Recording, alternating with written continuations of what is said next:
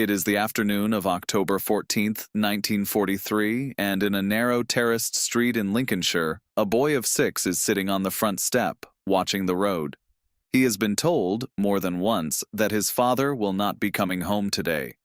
He sits there anyway, because 6-year-olds do not yet understand the difference between not today and not ever. Down the lane, a telegram boy on a bicycle is working his way through the village, a leather satchel across his shoulder, and every net curtain on the street twitches as he passes. He does not stop at this house, not yet. That will come 9 days later, when a different message arrives, one that begins with the words, "Deeply regret to inform you," and ends, as they all do, with a request that the family not discuss the contents with the press. The boy on the step does not know any of this yet. He is simply waiting, the way children of that war learned to wait, in a posture that would become one of the defining images of the era, though almost nobody thought, at the time, to photograph it.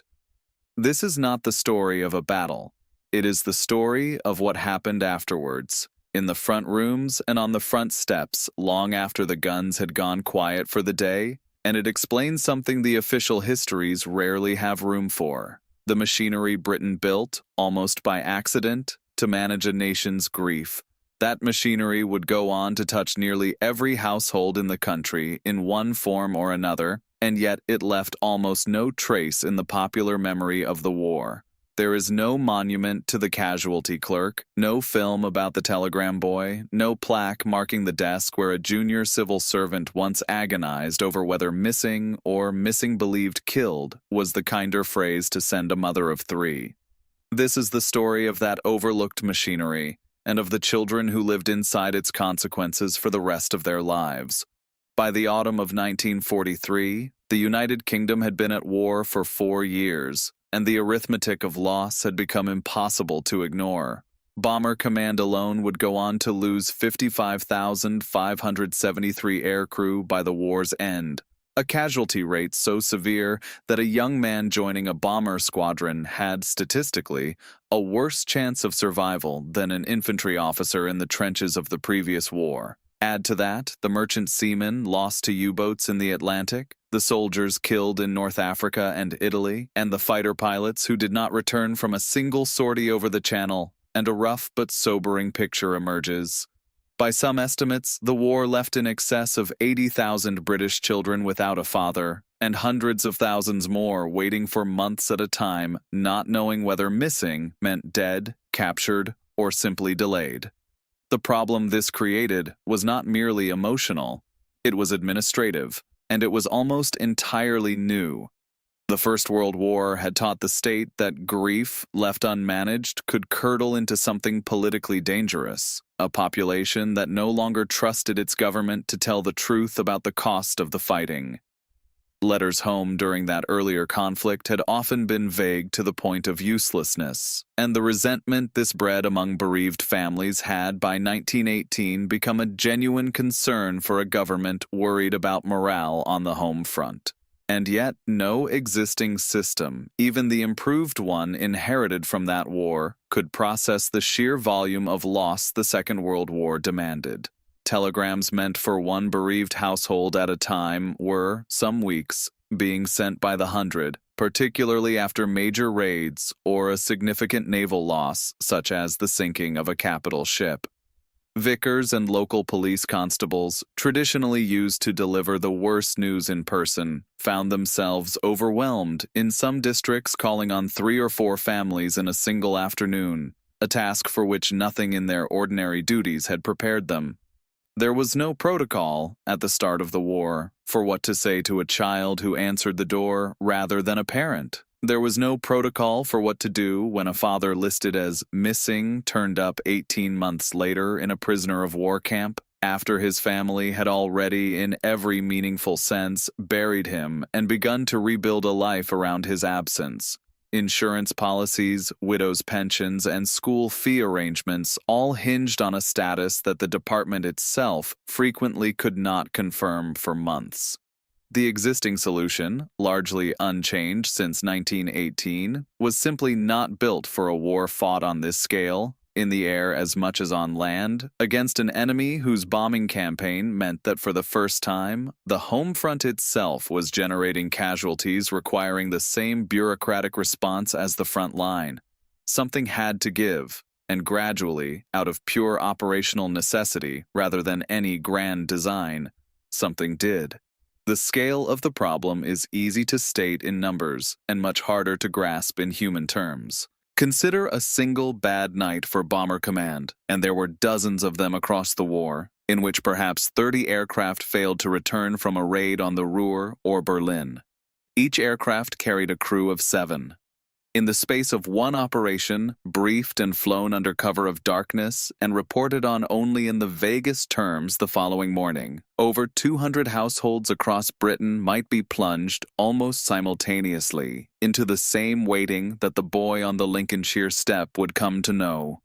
Multiply that single night by the hundreds of major raids flown over the course of the war. Add the losses from Fighter Command, Coastal Command, the Army in half a dozen theaters, and the merchant navy convoys crossing the Atlantic under near constant threat, and it becomes clear why a system built for the comparatively contained casualty lists of the previous war buckled almost immediately once this one began in earnest. What emerged was a genuinely national system for managing bereavement, run out of the casualty branches of the War Office, the Air Ministry, and the Admiralty, each department developing its own variant of the same basic machinery, staffed largely from requisitioned office buildings that had, before the war, housed insurance firms and shipping agents. At its center sat a deliberately blunt piece of technology. The pre-printed telegram form, a strip of gummed paper with blank spaces for a name, a rank, a regiment, and a single word describing fate. Killed, wounded, missing, or, worst of all for the families who received it, missing, believed killed, a phrase drafted specifically to hold open a sliver of hope without making a promise the department could not keep. The wording had been argued over for months by civil servants who understood, with unusual precision for Whitehall, that a single misplaced adjective could either shatter a family or give them false comfort that would shatter them later instead. Early drafts reportedly used the blunter "reported missing," but complaints from bereaved families who felt the phrase implied carelessness on the part of the department rather than the chaos of combat led to a slow revision of the standard vocabulary as the war progressed. Behind this thin strip of paper sat a filing operation of extraordinary scale.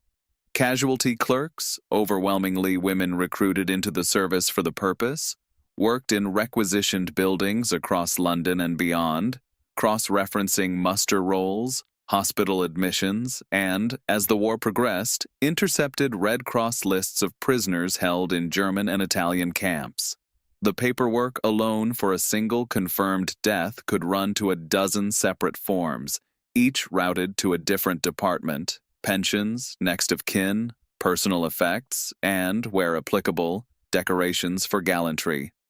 A telegram, once approved, would typically reach a family within 48 to 72 hours of the department receiving confirmation, though delays of several weeks were common when a unit had been overrun or a ship sunk with no survivors left to interview. The telegram boys themselves, often teenagers of 14 or 15 employed by the post office, became, without anyone quite intending it, one of the most feared sights in wartime Britain. A bicycle bell in the wrong street at the wrong time of day could empty a kitchen of color in seconds, and more than one former telegram boy later recalled being unable to look a mother in the eye as he handed over an envelope he already knew, from its distinctive buff color, contained bad news.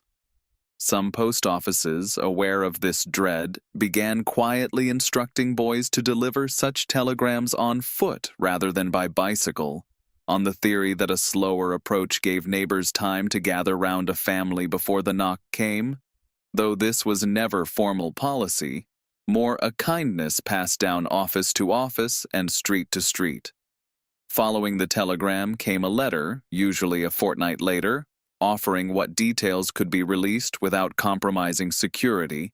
and it was in these letters That the human cost of loose lips sink ships became starkly apparent. A father's death could not be described in enough detail to satisfy a widow's need to know how, or where, or why, because the same information might tell an enemy analyst which convoy routes or bombing targets had been compromised. Some letters were reduced by the censor's pen to little more than a confirmation of the telegram's contents in slightly gentler prose, a fact that caused considerable and understandable bitterness among families who felt, not unreasonably, that they were owed more than a paragraph for the life of a husband or a father.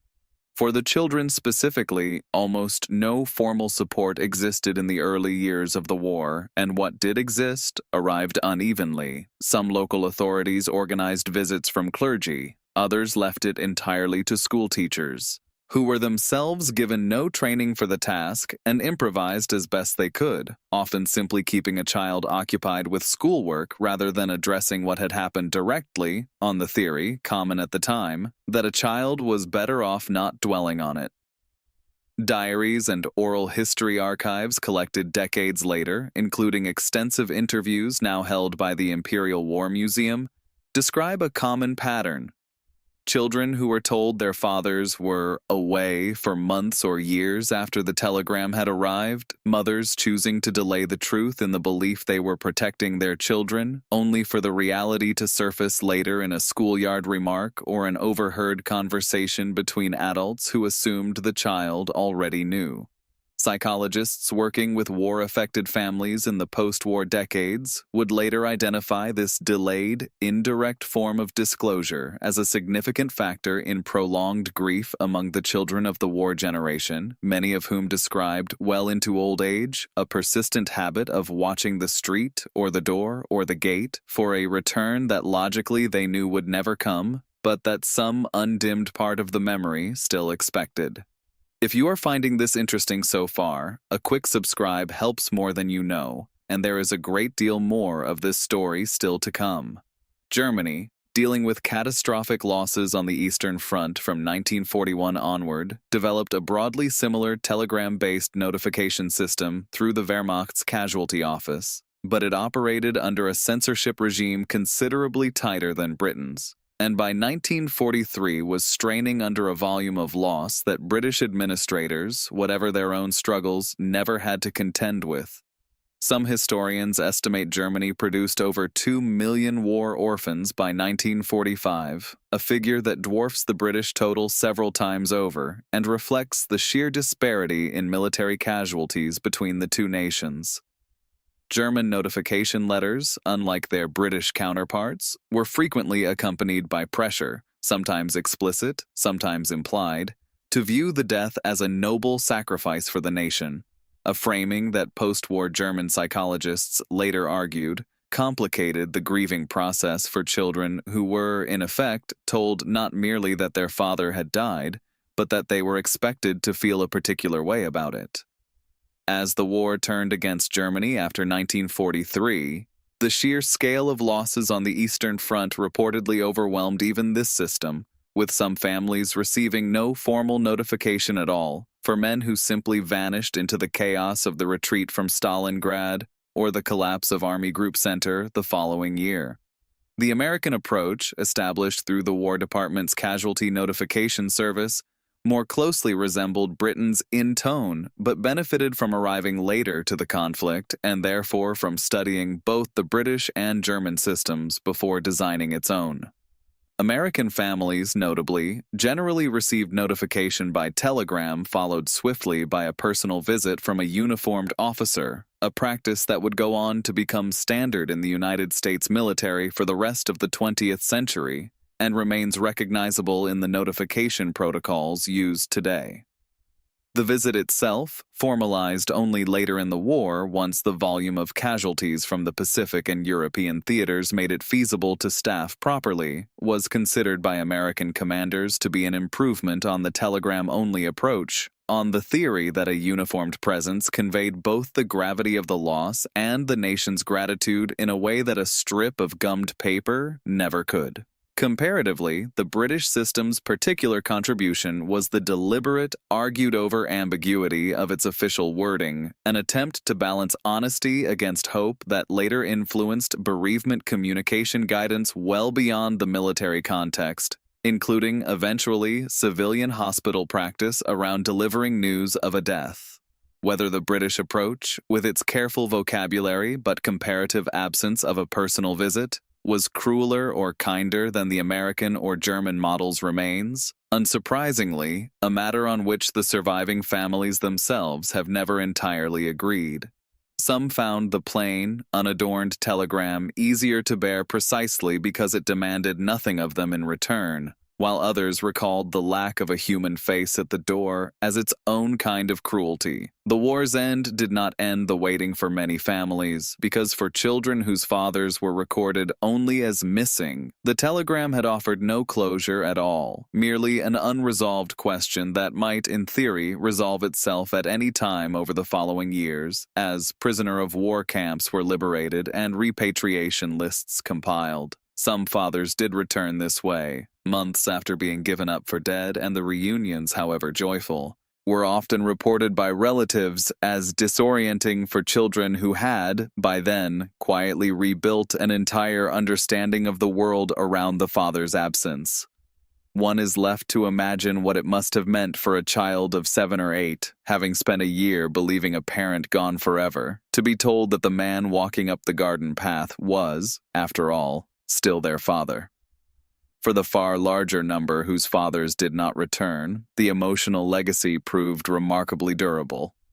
Studies of the post-war generation, conducted from the 1980s onward as the war generation entered old age, found that adults who had lost a father as young children during the war reported, at notably higher rates than their peers, a lasting discomfort with unexplained absences, unopened letters, and unexpected visitors at the door. Small domestic echoes of a telegram that, for some, never really stopped arriving. The physical traces of the system survive today largely in archives rather than monuments. The Commonwealth War Graves Commission maintains the service records and, where possible, the final resting places of the fathers themselves, a quiet and meticulously kept legacy that continues to receive visitors from across the world seeking a grandfather or great-grandfather they never met. The original casualty telegram forms, blank and used alike, can be viewed in the National Archives at Kew, alongside the internal Whitehall correspondence debating exactly which words a grieving family should and should not be made to read. Reading those internal memoranda today, one is struck less by their bureaucratic dryness than by the evident care behind them. Civil servants who never met the families they were writing for, agonizing nonetheless over a single word because they understood, in a way that has rarely been given proper credit, that language itself was the only instrument of comfort the state had left to offer.